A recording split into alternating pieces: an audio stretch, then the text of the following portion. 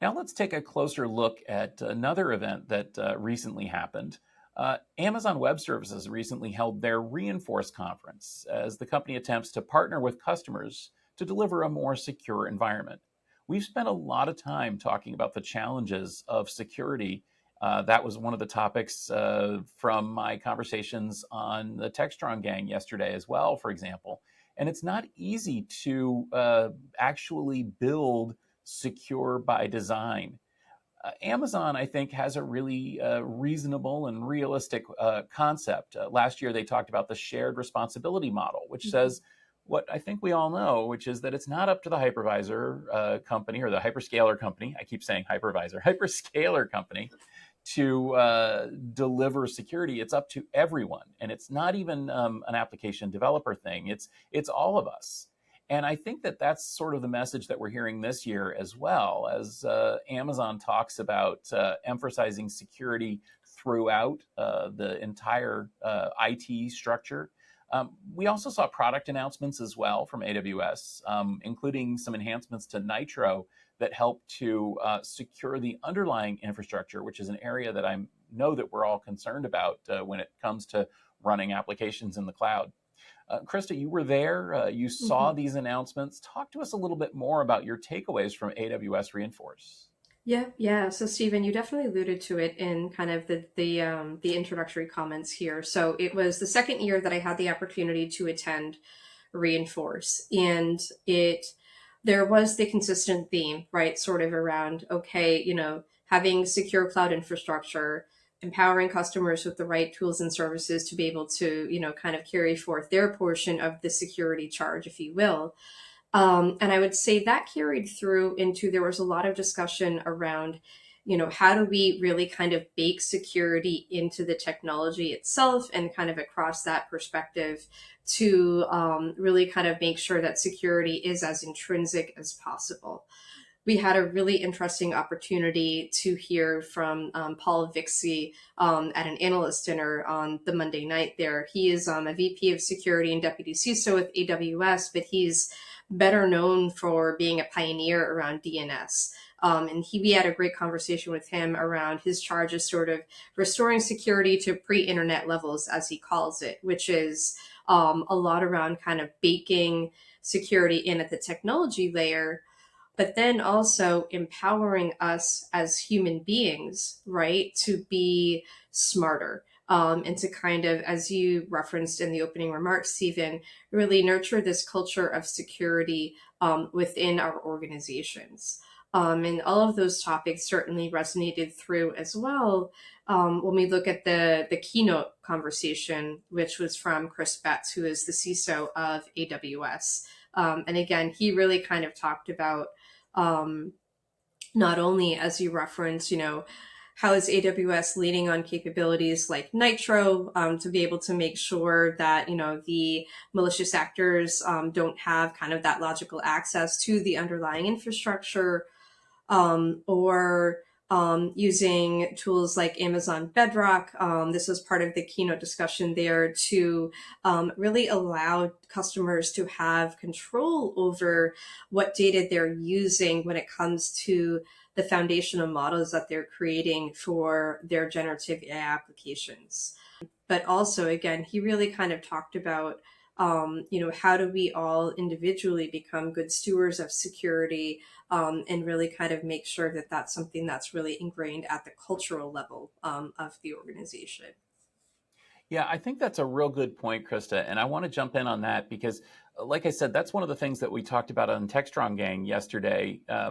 Specifically, the point that I made there is that, it's not right for people to basically lay all the blame for security issues on the foot of hyperscalers or application developers or anyone. I mean, all of us are responsible to take proactive security measures, but yet, I honestly feel like so much of us in society are going in the other direction. I see people getting frustrated, throwing up their hands, saying security is just out of hand. And I understand it because there's breach after breach after breach, and it seems like nothing is safe. And when nothing is safe, I think people kind of take the attitude, well, whatever, I might as well use an easy password. I might as well not bother about basic enterprise security controls because it's all going to get taken anyway. And I guess maybe I don't know, maybe that free subscription to credit monitoring is really going to protect me here. But the truth is, it's really not. And all of us have to take much more of a joint approach to security. Now, this doesn't let hyperscalers off the hook. They absolutely have to secure their infrastructure. They absolutely have to figure out ways of developing and delivering infrastructure that is secure by design. They have to figure out ways, more importantly, of developing security technologies that are easy and friendly and attractive to implement for application developers. And then those application developers, I think, have to think about the user interface of security. They have to think about the user experience, and they have to think about ways of kind of holding out a hand to the users and saying, we've built this great platform. Now we need to work together. And ultimately, though, I worry too that there's always going to be security breaches, and we have to figure out how to phrase those things in a way that doesn't cause people to just give up hope on security entirely. So, talk to us, I think, a little bit about the ways that Amazon is trying to work to bring security to make advanced security more accessible to customers and ultimately to benefit us all. Sure, sure. So beyond kind of the couple things that I had mentioned, they did talk about using generative AI in AWS CloudTrail Lake to basically have a natural language kind of query capability to be able to analyze security events, to be able to kind of not only uncover them, but also to resolve them more quickly, right? So that's a little bit more leaning towards kind of the security operations side, I would say. But again, it's really kind of just making it a little bit easier to be able to, again, kind of uncover and maybe triage, when we have particular events. But also, you, Stephen, you were talking about kind of application development and how do we really kind of, bake in security best practices. Um, they also talked about the fact that they now have a pre-built framework in AWS Audit Manager, and that was really to kind of match when we look at Amazon SageMaker, their Gen AI implementation of that to make sure that it matches the AWS recommended best practices. So almost kind of putting, kind of the guardrails, if you will, around that implementation and kind of making it easier to identify if there, is something that kind of falls outline of those best practices. So those were just kind of a couple of examples from that perspective. And the other thing that I would add, and this is a little bit more from the perspective of the security of AWS, their infrastructure itself, but they've been showcasing for really over the last 12 to 18 months that I've seen AWS MadPot, which is essentially kind of their threat sensor, honeypot capability that not only that helps them to potentially attract the attacker to kind of, target these decoys that they're deploying through MadPot versus kind of, the legitimate infrastructure. But they're using that to be able to understand the tactics and techniques of attackers as well, and to kind of build that insight and credibility. This year at Reinforce, they talked about something called Sonaris, which is a tool that they use internally to kind of analyze network traffic and stop potentially malicious attempts and kind of uncover vulnerabilities as well. So those are just a few of the things that we saw that kind of came to mind there. I think it's interesting as well that Amazon has this separate conference focused on security. To me, that says that the company really does take the topic seriously and is trying to make a difference and really make sure that the security community feels welcome. I think that's important because, if you go to reInvent, which is their big conference, well, everyone's going to get lost at reInvent. I mean, the conference is so huge. There's something for everyone, which is great, but it's very hard to, it doesn't feel focused. It feels like basically AWS everything. It's the entire IT industry, everything from servers and storage and kind of nerdy hardware kind of things, all the way up to application development and of course artificial intelligence. And in that community, it's easy to overlook security.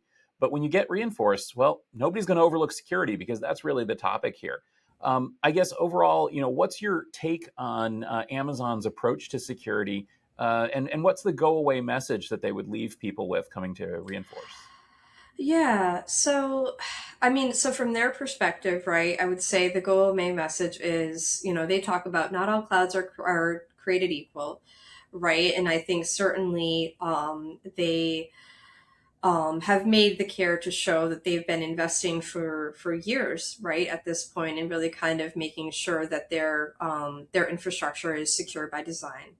Um, and also, again, really that security, it has to be kind of baked in not only at that technology layer, but also when it comes to our people, our processes, and things of that nature. And it really kind of has to be reinforced, and that is really critical to success moving forward when we think about as a society, how do we, for example, really embrace AI and generative AI to rethink and become more efficient in how we do our jobs and sort of how we go about our daily life. I would say those are really kind of the couple of takeaways, the major ones that I would say Amazon would likely want everyone to walk away with. And I would agree, Stephen. It's, I think a testament that they have this dedicated conference where we can have, 2, 3 days of really kind of focused, dedicated conversation in terms of not only what AWS is doing, not only how it's trying to empower its customers, but also one thing I didn't touch on yet is the fact that the whole first day for the analysts was all around their partner strategy, and how is AWS working with its partners, and really kind of trying to empower partners through the marketplace as well. To make sure that those, kind of complementary capabilities across the security stack are accessible as well.